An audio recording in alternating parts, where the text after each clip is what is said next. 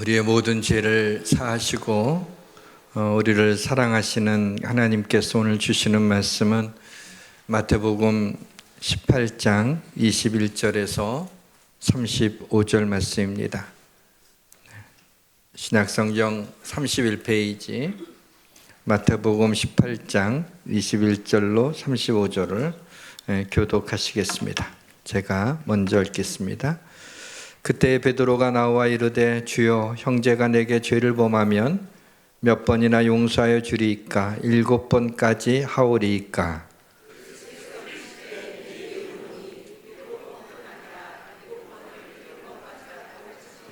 그러므로 천국은 그 종들과 결산하려 하던 어떤 임금과 같으니 갚을 것이 없는지라 주인이 명하여 그 몸과 아내와 자식들과 모든 소유를 다 팔아 갚게 하라 하니,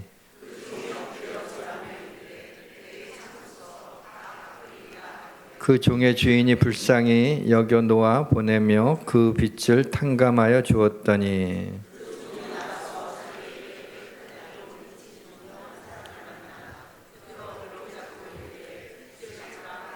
그 동료가 엎드려 간구하여 이르되 나에게 참아주소서, 갚으리이다 하되, 그 동료들이 그것을 보고 몹시 딱하게 여겨 주인에게 가서 그 일을 다 알리니,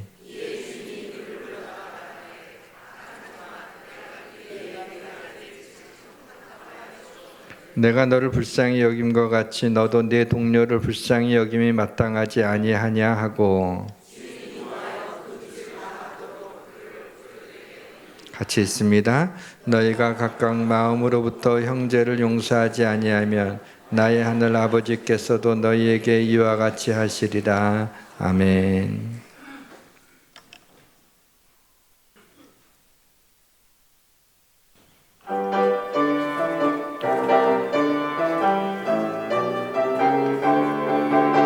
주의 보혈로 내 죄를 씻었네. 새로운 나로 거듭났네. 이전의 땅이 사라지고 없네. 주님이 구원하셨네. 새롭게 변화되어 내 삶이 구원받았네. 주님 내 맘에 오시는 받은 기쁨, 주님이 구원하셨네.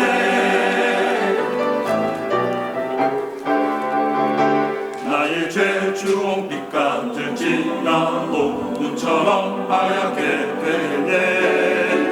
잃었던 생각 찾아 광명을 얻었네. 주의 은혜로 저 하늘 주님 계신 그곳에는 어떠한 슬픔도 없겠네. 나 같은 죄인 살리신 그 은혜 영원히 누리겠네. 새롭게 변화되어 내 삶 구원받았네. 주님 내 삶에 오시는 받은 기쁨 무엇도 바꿀 수 없네. 주 예수 내 맘에 들어와 계신 후 변하여 새 사람 되고, 내가 늘 바라던 참빛을 찾은 너, 주 예수 내 맘에 오시. 새롭게 변화되어 내 삶 구원받았네. 주님 내 삶에 오신 후 받은 기쁨 무엇도 바꿀 수 없네. 주님 내 맘에 오신 후 받은 기쁨, 주님이 구원하셨네.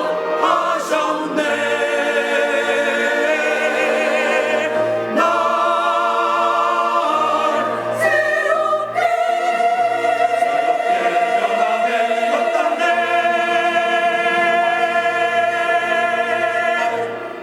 아멘. 감사합니다.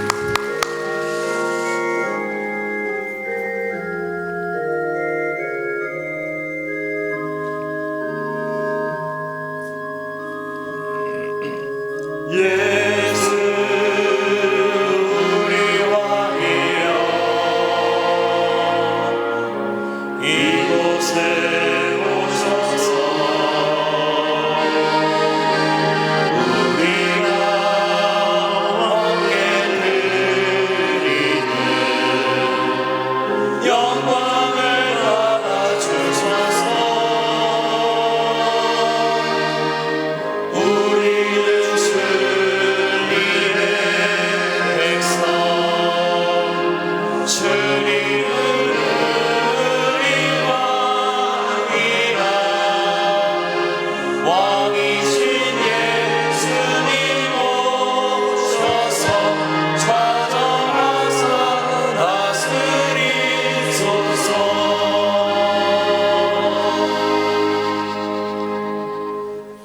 어느 여집사님이 목사님한테 와서 좀 푸념을 했답니다.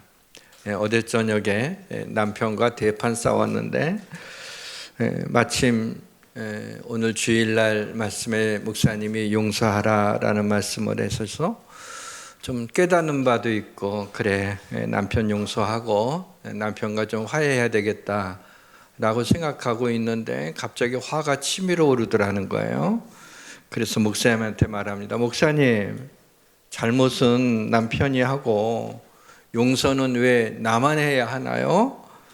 왜 하나님이 회개를 나한테만 시키냐고, 그러면서 좀 억울하다고 볼멘 소리를 합니다. 그러다 목사님이, 집사님이 영적으로 더 성숙해서 그런 거라고, 근데 이거는 손해보는 장사가 아닙니다. 그러면서 아브라함의 종들하고 롯의 종들이 자기 짐승을 더 좋은 꼴을 먹이려고 하다가 서로 막 다투게 됐는데, 그 소식을 들은 아브라함하고 롯이 둘 다 마음이 상해했어요. 둘 관계가 좀 서먹해지게 된 거죠.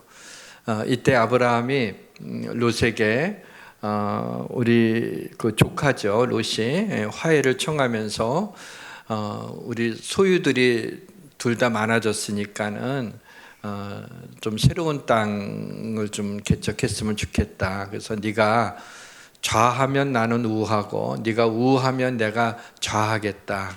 그러니까 네가 먼저 원하는 데를 얻어라. 그렇게 화해를 청하죠. 근데 결국에는 누가 복된 사람이었는가?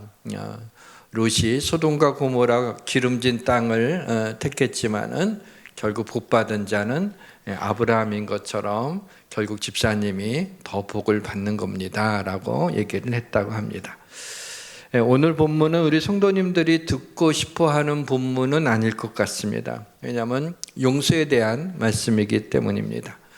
용서는 매우 힘든 일입니다. 인간관계에 있어서 제일 힘든 것은 용서할 수 없다는 거예요. 심지어는 가족들 간에도 용서가 되지 않아서 지옥을 경험하는 그러한 가정들이 있습니다. 오늘 이 용서의 메시지를 통해서 용서의 힘을 얻고 용서하심으로 천국을 누리시기를 주님의 이름으로 축원합니다. 베드로가 주님께 묻습니다. 주여, 형제가 내게 죄를 범하면 몇 번이나 용서하여 주리이까? 7번까지 하리이까? 이 질문이 담고 있는 함의는 사람이 살면서 용서받아야 되고 또 용서해야 할 일이 생기는데 용서받지도 않고 용서하지도 않으면 마음이 평안하지 못하기 때문에 용서가 필요하긴 한데, 그렇다고 무한대로 용서해 줄 수는 없지 않겠는가? 그러면 몇 번을 용서해 줘야 되나라고 하는 의문을 갖게 됩니다. 이에 대한 답이 당시에 없었던 것은 아닙니다. 사실은 용서는요, 한 번도 용서하는 것이 쉬운 일이 아닙니다. 그런데 이 당시에 유대인 랍비들은 3번 용서해 주라고 그렇게 가르쳤어요. 그런데 베드로는 예수님한테, 생각해 보니까 예수님은 사랑이 많으신 분이니까 조금 더 용서하라고 그렇게 하시지 않을까라고 이렇게 생각을 하고 예수님한테 7번까지 하리까 그랬어요. 그러니까 랍비들이 가리키는 3번보다도 배가 넘도록 나름 아주 크게 생각을 해서 7번까지 하리까? 아마 예수님한테 칭찬을 받고 싶었는지도 모르겠습니다.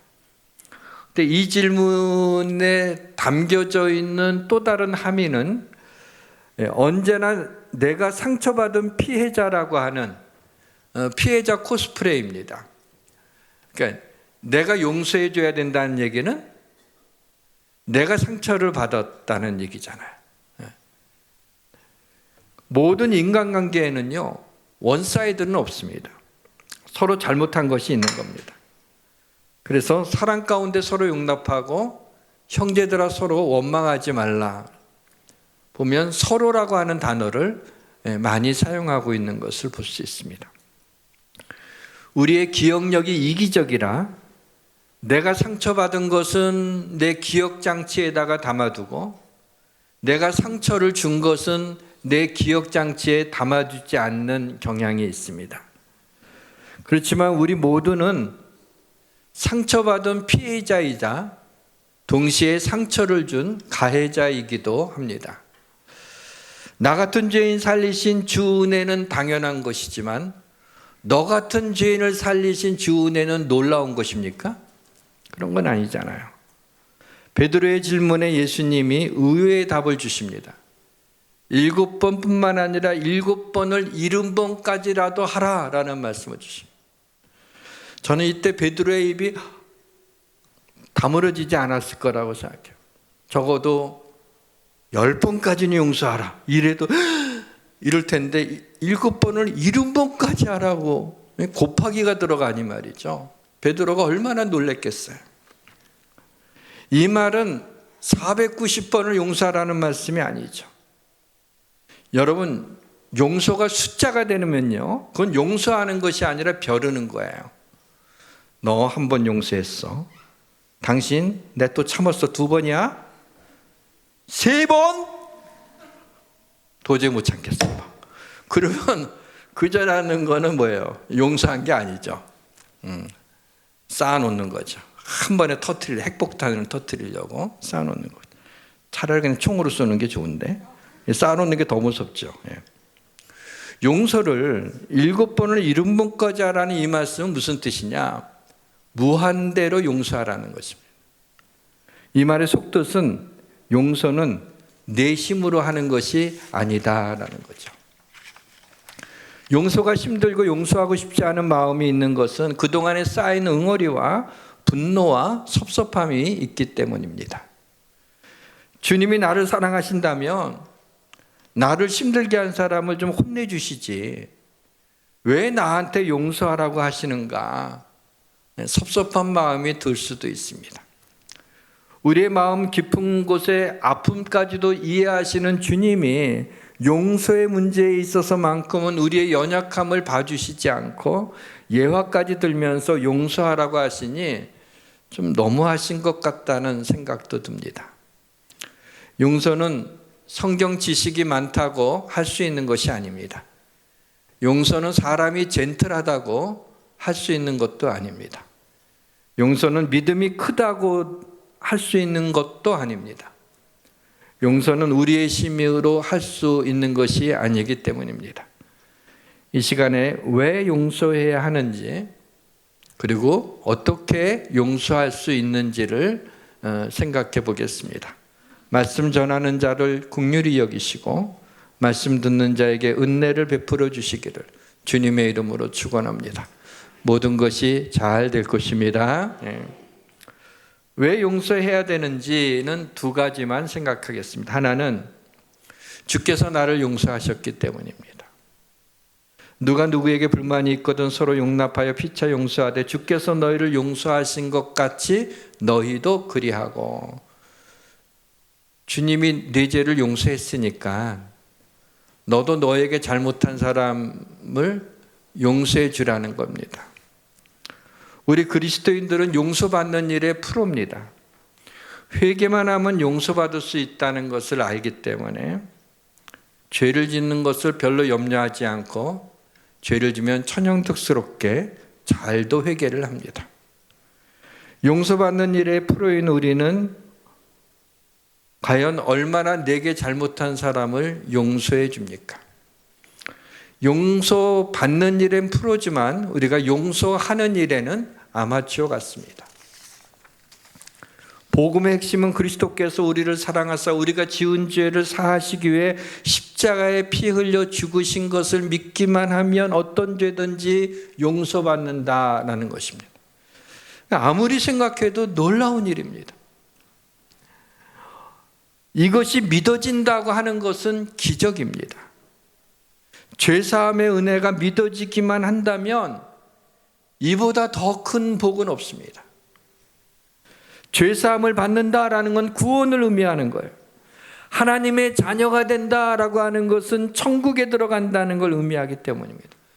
그래서 허물의 사함을 받고 그 죄의 가리움을 받는 자는 복이 있도다. 하나님 앞에 죄를 가리움을 받고 사함받고 용서받는 자가 복이 있다는 것처럼 우리의 가까운 인간관계에서 우리가 용서할 수만 있다면은, 그래서 화해하고 서로 사랑할 수만 있게 된다면 그보다도 감사하고 복된 일은 없을 것입니다. 주께서 나의 모든 죄를 용서해 주셨다는 걸 확신할 때 그 주님의 사랑과 은혜 때문에 누구에게 불만이 있더라도 용납할 수 있고, 누가 나에게 잘못한 것이 있더라도 용서할 수 있는 것입니다. 누가 능히 하나님의 택하신 자들을 송사하리요 의롭다 하시는 하나님이시니, 누가 정죄하리요 죽으실 뿐 아니라 다시 살아나신 그리스도시니, 그는 하나님 우편에 계신 자여 우리를 위하여 간구하시는 자시라. 하나님이 택하신 자는 누구도 송사하지 못합니다. 누구도 정죄하지 못합니다. 누구도 고발하지 못합니다. 그리스도의 십자가의 보혈로 우리의 죄를 씻어 주셨기 때문입니다. 근데 어떤 사람은 이런 사람을 봤어요. 자기 스스로가 좀 양심적이고 의지적이라고 생각하는 사람인 것 같은데 이런 말을 하더라고요. 하나님은 나를 용서하셔도 나는 나 자신을 도저히 용서할 수 없습니다. 뭔 소리지? 멋있는 말 같기도 한데 조금 생각해 보니까 말이 안 되는 거야. 왜냐하면 우리가 우리 죄를 자백하면 하나님은 미쁘시고 의로워서 우리 죄를 사하시면 모든 불에서 우리를 깨끗하게 하신다고 하셨는데, 하나님이 내 죄를 용서해 주신다는데 내가 나를 용서하지 못한다니, 내가 하나님보다 더 큽니까? 이보다 더 큰 교만이 어디 있어요? 죄라는 것은 하나님 앞에 지은 건데 하나님이 용서해 주셨는데 내가 나를 용서 못한다니요. 이런 양심은 오히려 사단의 송사가 되는 겁니다. 그리스도께서 나의 죄를 용서해 주셨다는 걸 확실히 믿는다면 이 믿음이 나도 나에게 잘못한 사람을 용서해 주는 데까지 연결되어야 됩니다. 우리 그리스도인들의 치명적인 약점이 뭐냐면, 하나님이 내 죄를 용서해 주시는 것은 아멘입니다. 당연한 것입니다. 근데 내가 나에게 잘못한 사람을 용서해 주는 것은 큰 특전입니다. 큰 마음을 먹어야 됩니다. 근데 이건 연결되어 있는 거예요. 사랑하는 성도 여러분, 우리가 그리스도의 보혈로 용서받아 구원 얻은 것은 우리가 이 땅에서 용서하며 살아야 한다는 것을 가르쳐 주신 것이에요. 용서받아야 될 일이 항상 있고요, 용서해야 될 상황이 항상 있기 때문에 그리스도께서 우리의 죄를 그냥 용서해 주심으로 너희도 그렇게 살라고 말씀하신 것. 이 시간 내 마음에 맺혀 있는 모든 사람들을 용서할 수 있는 은혜가 있기를 주님의 이름으로 축원합니다. 나를 힘들게 한 사람을 용서해야 되는 또 하나의 이유는 용서하지 않으면 내가 손해보기 때문입니다. 용서하지 못하면 내 마음에 상처와 분노의 웅덩이가 생기고 마음에 매듭이 생기고 응어리가 지는 것입니다. 용서하지 못하면 우리 인생이 척박해지고 황폐해지는 것입니다. 용서하지 못하면 사단이 우리를 증오와 어둠의 감옥에 가두어 버립니다. 그의 형제를 미워하는 자는 어둠에 있고 또 어둠에 행하며 갈 곳을 알지 못하는 이는 그 어둠이 그의 눈을 멀게 하였습니다. 형제를 미워하는 자는 어둠에 있게 된다는 거예요. 어둠에 갇히게 된다는 거예요. 어떤 일이 일어나도 그럴 수 있다고 생각하고 용서해 줘야 돼요. 분노의 감정이 오래되면 암을 유발한다고 합니다. 혹시 당신의 쓴뿌리와 상처와 분노와 원한의 감정이 당신의 행복과 평안을 공격하고 있지는 않습니까? 용서만이 우리 자신을 살리는 길입니다. 허물을 용서하는 것이 자기의 영광이니라. 용서하지 않을 땐 어둠의 감옥에 갇히지만 용서할 때는 상대방의 허물을 용서하면 나에게 영광이 됩니다. 원앙은 금실 좋은 새로 유명하죠. 그래서 예전엔, 지금은 잘 못 보겠네요. 어느 집에, 신혼부부 집에 가면 원앙을 이렇게 마주보고 이렇게 싸우고 나면 이렇게 뒤로 바꿔놓기도 하고. 또 원앙은 이제 사이가 좋아서 이렇게 해놓죠. 그런데 부부가 살다 보게 되면, 신혼부부라도 좀 다툼이 생길 수 있잖아요. 그때 용서하지 못하고 시간이 오래되게 되면요, 원망과 앙심을 품는 원앙 부부가 되는 겁니다. 어떤 원앙 부부가 되겠나? 말씀을 듣고 깨닫는 바가 있어서 나를 힘들게 한 사람에게 생각해 보니까 그래도 은혜를 받았잖아요. 그래, 일방적인 건 없지, 나도 잘못한 게 있을 수 있으니까 생각하고 아주 어렵게 용서를 구했는데, 상대방이 이제야 알았어? 이렇게 나오면은 지금 용서, 그래 나도 잘못한 것은 미안하고 좀 용서해줘 했더니, 이제야 알았어? 이제 알았지? 까불고 있어요. 이러면 어때요? 갑자기 속에서 막 침이 뭔가 훅 올라오죠. 치밀어 올라가고, 이게 하면서 이제 그거부터 난리가 나죠. 근데요, 그거는 그 사람 몫이에요. 내가 용서를 구했으면 되는 거예요. 어떤 사람에게 내가 용서를 구하고 또 용서할 때는요, 그 사람의 반응에 신경 쓰지 마세요. 그냥 용서하면 됩니다. 근데 가족은 좀 달라요. 가족은 부모와 자녀에 있어서는, 자녀가 어릴 때는 무조건 다 용서가 되죠. 왜요? 단순히 어려서가 아니라 이뻐 죽겠거든. 그러면 사랑하고 이쁘면요, 뭘 좀 그런 게 있더라도 에구 새끼 이쁘네, 그래도 뭐 하나 깨뜨려도 어구 이렇게 되지만은, 자녀가 한 30살 정도 되면은 이놈의 자식이 이게 잘 안 되죠. 근데 부부는 이제 서로 남이니까 어른 돼서 만나가지고 그게 잘 안 돼요. 가족 간에도 잘못할 수 있잖아요. 서로에게 잘못할 수 있을 때. 그때 용서해야 되는데, 그냥 용서는 되는데 화해가 안 되는 경우가 있어요. 가족 간에는 화해까지 돼야 됩니다. 화해까지. 그러나 일반적인 인간관계에 있어서는 용서하고 화해하면 좋죠. 근데 대부분은 화해가 됩니다. 뭔가 좀 안 좋았을 때, 내 마음이 너무 불편해갖고 가서 정말 내가 미안하다고, 내가 잘못했다고 용서해달라 그러면 대부분은 아니야, 내가 잘못했지, 내가 미안하지. 그러면 이제 굉장히 친해지게 되죠. 오히려 더 울기도 하고 막 놀라운 역사들이 나타나는 거예요. 천국이 이루어지게 되는 거죠. 그런데 용서했는데도 상대방이 그걸 받아들이지 않으면 화해는 되지 않아요. 화해는 하나님이 은혜를 베푸셔야 되는 거예요. 주님이 우리에게 요구하시는 건 뭐냐면, 화해는 하나님의 몫이고요, 우리는 용서하는 것까지는 주님이 요구하시는 겁니다. 자, 이제 어떻게 용서할 수 있는지 두 가지만 생각해 보겠습니다. 용서는 가장 중요한 건데, 더 큰 용서의 은혜를 기억할 때 할 수 있는 것입니다. 우리의 심보는요, 남의 흉을 보는 일, 남의 흉을 말하는 일에 시간 가는 줄 모르고 합니다. 남의 허물을 캐내고 들춰내고 남의 실수와 잘못을 퍼뜨리면서 묘한 쾌감을 갖습니다. 누가 어느 집에 남편 203호가 바람을 폈대. 좀 그럴 수 있어. 그러면서 이제 이상하게 좀 그런 뭐가 올라오게 되죠.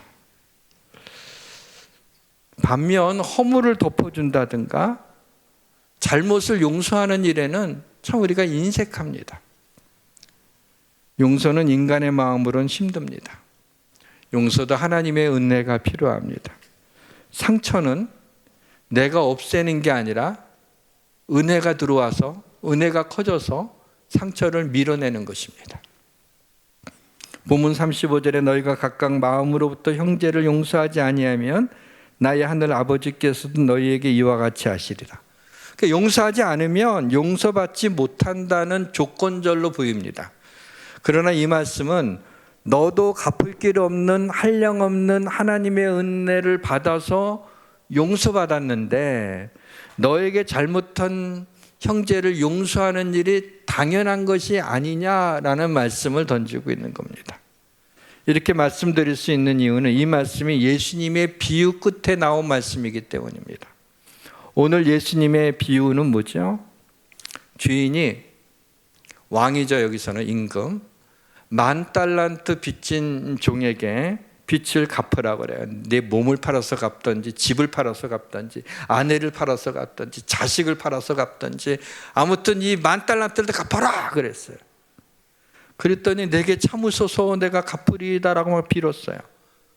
그랬더니 10,000달란트 빚진 종이 갚을 길이 없음을 알고 주인이 종을 불쌍히 여겨서 그 빚을 다 탕감해 줬습니다. 근데 그 종은 이제 탕감을 받고 딱 이렇게 나왔는데 저기서 보니까 나한테 100데나리온 빚진 동료를 본 거예요. 보자마자 그 목을 확 부여잡고요. 그 목을 잡으면서 너 내 돈 갚지 않을래 너? 막 그랬더니 봐달라고 그러는데 너 못 참겠어 이제 더 이상. 그래가지고 감옥에다가 사기죄로 돈 떼어먹었다고 넣었어요. 이것을 본 동료들이 너무 좀 딱하게 여겨서 그 주인에게, 임금에게 이 사실을 보고를 합니다. 주인이 종을 불러서 너 다시 와. 악한 종아, 내가 빌기 때문에 내가 내 빚을 전부 탕감해 줬는데 내가 너를 불쌍히 여김과 같이 너도 내 동료들을 불쌍히 여김이 마땅하지 않냐? 주인이 노하면서 그 빚을 다 갚도록 옥졸에게 넘긴 그 이야기 끝에 이거 하신 말씀입니다. 너는 내게 10,000달란트 빚진 것도 탕감받지 않았냐? 그런데 너는 너에게 100데나리온 빚진 그 형제를 왜 탕감해 주지 않느냐라는 그러한 도전이죠. 이해를 돕기 위해서요. 한 달란트는요 6,000데나리온입니다. 그러니까 한 데나리온은 노동자 하루 품삯이니까 지금의 돈 가치로 환산하면 최저임금 시급을 10,000원으로 하게 된다면 하루 8시간 일하게 되면은 한 데나리온은 80,000원이 되는 겁니다. 그러니까 이 80,000원으로 계산하면 한 달란트는 얼마 되냐? 달란트는 한 달란트가 6,000데나리온이니까는 6848 하면은 4억 8천만 원입니다. 한 달란트는 4억 8천만 원이에요. 근데 한 달란트가 6,000데나리온이니까는 10,000달란트면은 4억 8천만 원 곱하기 만으로 하는 거예요. 제가 계산기를 두드려 보니까 4조 8천억 원이에요. 왜 안 놀래요? 4조 8천억 원이에요. 4조 8천억 원은 10,000달란트 그거는 갚을 길이 없는 금액입니다. 갚을 길 없는 예수 그리스도의 핏값입니다. 주님이 내 죄를 용서해 주신 것은 당신의 사랑하는 아들을 십자가에서 수치와 고난과 피 흘려 죽게 해서 우리 죄를 씻어 주신 것은 그 은혜는 4조 8천억 원. 다시 말하면 갚을 길이 없는 은혜를 베풀어 주신 거예요. 그런데 이 종의 동료가 그에게 빚진 것은 바로 100데나리온 800만 원 뿐이 아니에요. 4조 8천억을 용서받았는데 탕감받았는데 800만 원을 탕감하지 못합니까? 왕이 이런 얘기를 하는 거예요. 나는 너를 은혜로 대했는데 너는 너에게 빚진 자를 율법으로 대했느냐? 그러면 나도 너를 율법으로 대하겠다. 감옥에 가라 이겁니다. 그리스도의 보혈로 나의 모든 죄를 용서받았다면 내게 잘못한 사람의 잘못을 용서해 주지 않을 수가 있느냐라는 겁니다. 중요한 것은 그리스도께서 이것을 명하시고 그리스도가 원하신다는 얘기예요. 은혜 받으면 용서할 수 있습니다. 사랑하면 용서할 수 있습니다. 우리가 우리의 자녀가 아무리 잘못해도 언제나 용서하는 것처럼 사랑하면 7번씩 70번을 용서하는 것도 힘들지 않습니다. 사랑하는 성도 여러분, 나 같은 죄인을 용서해 주신 것과 갚을 길 없는 사랑을 베풀어 주신 주님의 그 큰 은혜를 생각하며 성령의 능력으로 나에게 잘못한 사람을 용서할 수 있는 힘을 얻으시기를 주님의 이름으로 축원합니다. 어떻게 용서할 수 있습니까? 하나 더는 forgive is forget. 용서는 잊어버리는 겁니다. 내가 저의 불의를 긍휼히 여기고 저의 죄를 다시 기억하지 아니하리라. 하나님은 우리가 용서를 구했을 때 우리 죄를 기억하지 않으시겠다 그랬어요. 그래서 우리의 죄를 등 뒤로 던지시겠다. 동이 서에서 먼 것 같이 너희 죄가를 옮겨주셨다라고 말씀하고 있습니다. 요셉이 형들을 용서하는 장면을 보죠. 요셉의 그 장자의 이름은 므낫세라 했으니 하나님이 나로 나의 모든 고난과 나의 아비 집의 온 집 일을 잊어버리게 하셨다 하며, 요셉이 10대 후반에 형들로부터 죽임을 당할 수 있었어요. 그러다가 장자가 그래도 우리 골육이니까 피를 나눴으니까 죽이지는 말자, 팔아넘기자. 그래서 애굽의 종으로 팔려간 거 아닙니까? 그러니까 그 형들에 의해서 자기를 죽이려고 하고 팔았다는 상처가 얼마나 트라우마로 크게 남았겠어요. 근데 나중에 요셉이 총리가 되고 나서 형들이 곡식을 구하러 왔을 때 용서하잖아요. 그리고 거기서 결혼을 해갖고 첫 아이를 낳는데 아이 이름이 므낫세예요. 그 므낫세의 뜻이 뭐냐면 그동안에 있었던 지난날의 모든 일들을 잊어버리다라는 뜻이에요. 므낫세는 잊어버리다는 뜻을 갖고 있어요. 우리에게도 영적 므낫세가 필요합니다. 나를 힘들게 한 사람의 죄와 잘못을 잊어버리는 것은요, 내 의지로 가능하지 않습니다. 내 노력으로 가능하지 않습니다. 하나님이 내게 므낫세의 은혜를 베풀어 주셔야 됩니다. 요셉은 형제들을 용서할 수 있었던 것은 형들이 한 일을 잊어버려서가 아니에요. 기억하지 못해서가 아니에요. 그것을 또렷하게 기억하고 있었어요. 그렇지만 그 일에서 독을 뽑아낸 거예요. 어떻게 분노와 증오의 독을 뽑아낼 수 있을까요? 그래서 요셉은 나중에 총리가 되고 보니까 이 모든 일은 하나님이 하신 일이었어요. 하나님의 손길을 알게 된 거예요. 그래서 하나님이 하시는 일이다 생각을 하고 그 일을 잊어버린 게 아니라 거기서 독을 빼내갖고 그 형들을 진심으로 용서할 수 있었던 겁니다.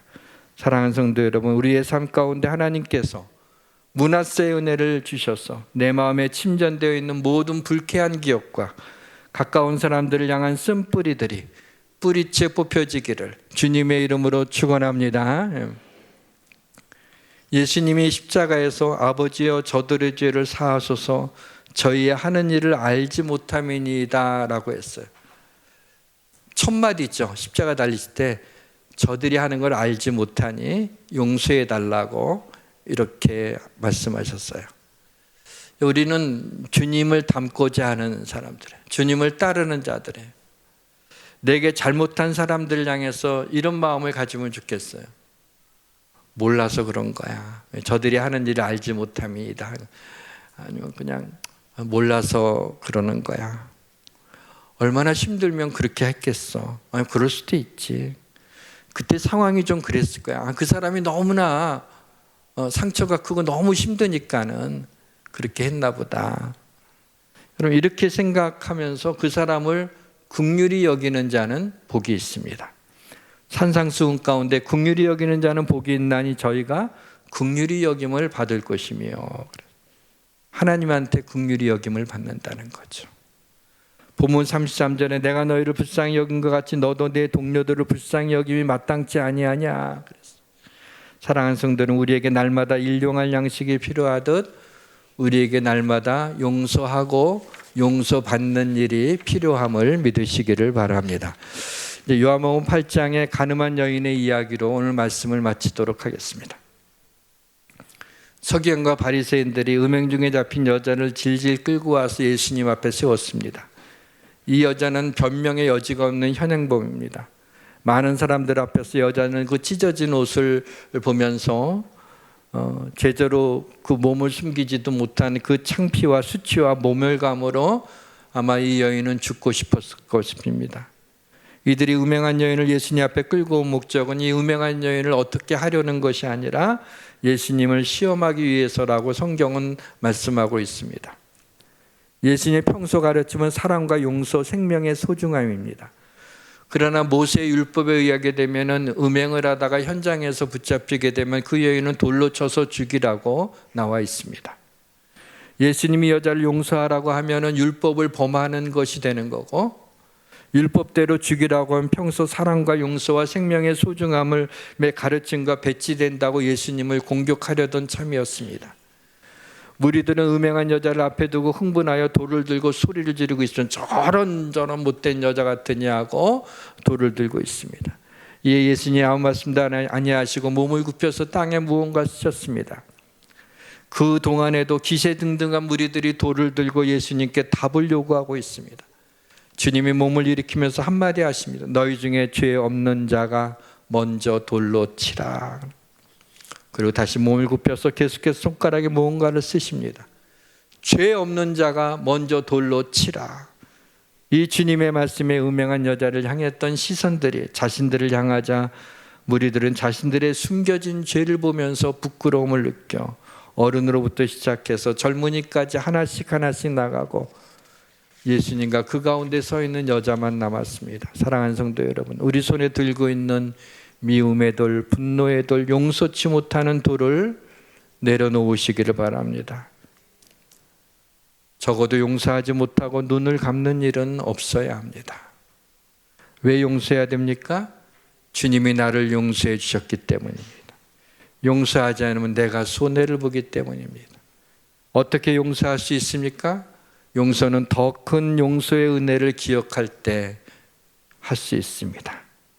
용서는 잊어버리는 겁니다. 사랑하는 성도 여러분, 상처를 너무 깊이 생각하면 상처를 준 사람에 대한 미움이 커지게 됩니다.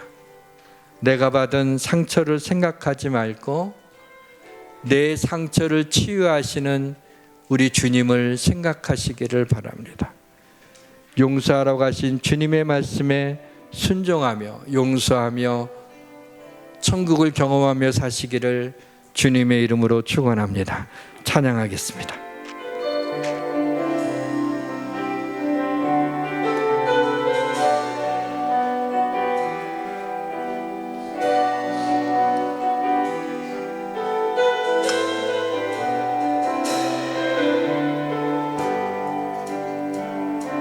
보소서 주님 나의 마음을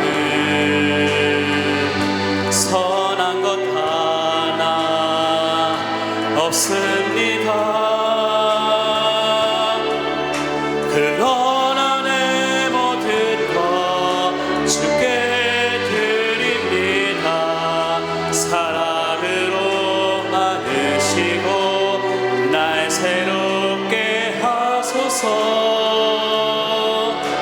주님 마음 내게 주소서. 내 아버지 주님 마음